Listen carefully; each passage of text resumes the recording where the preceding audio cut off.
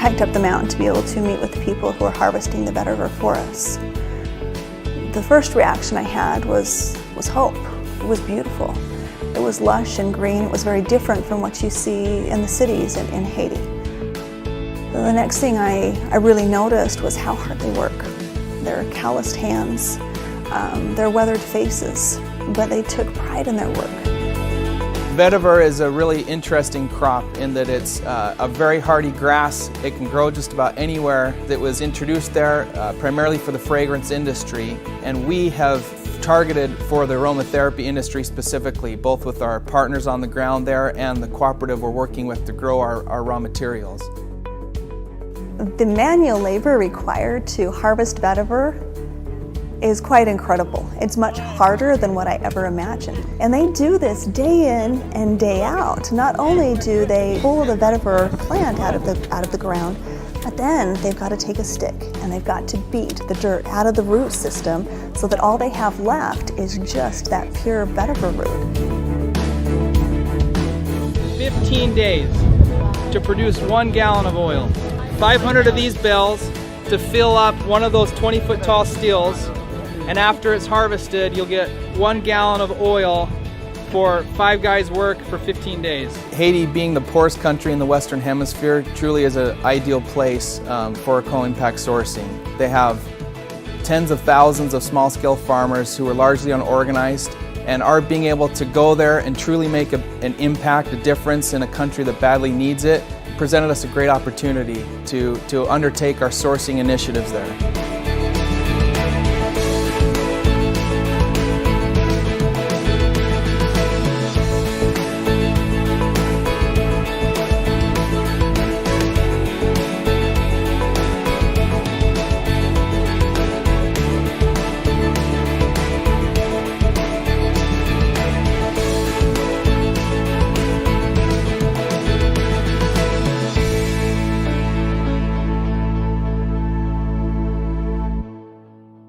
Planifier sous quantité vétiver qui pour et récolter.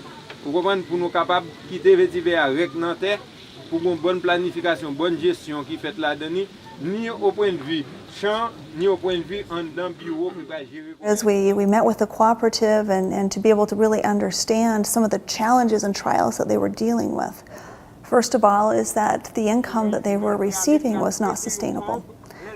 They would go out and harvest vetiver as they needed it, but it didn't sustain them throughout the year to be able to provide for their family, to provide the food that they needed, to be able to provide even the simplest of things like education. They couldn't afford to send their children to school because they didn't have that sustainable stream of income throughout the year.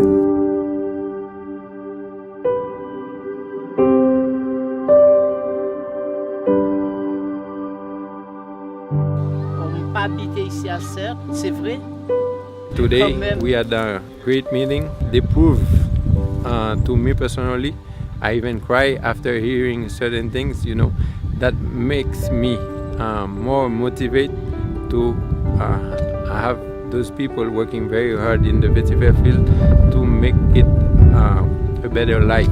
Even if I have a distillery and I don't have those people, I won't be able to work.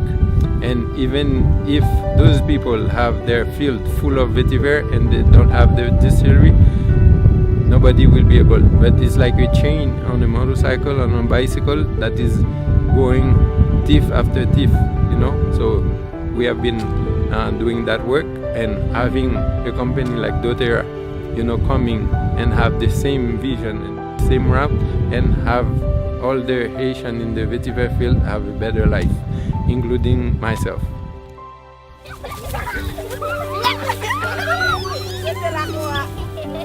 What touched me the most as we met with them is to discover that they had no access to clean water, and that they were traveling for 3 hours every single day to be able to collect water that wasn't even drinkable. This was really very touching to hear, you know, certain people in 2014 that didn't have water, you know, to even bathe or water to even cook their food. They have to walk hours from where we were to get a single gallon of water.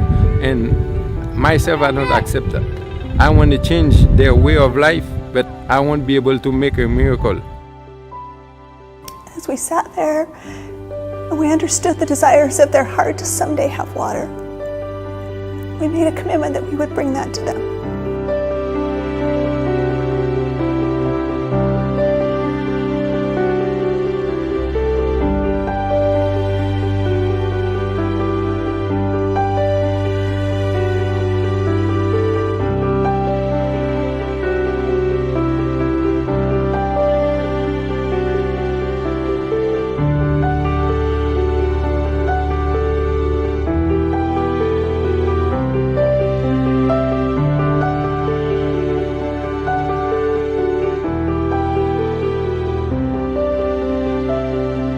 We can make a difference. We can do that because that's what we stand for.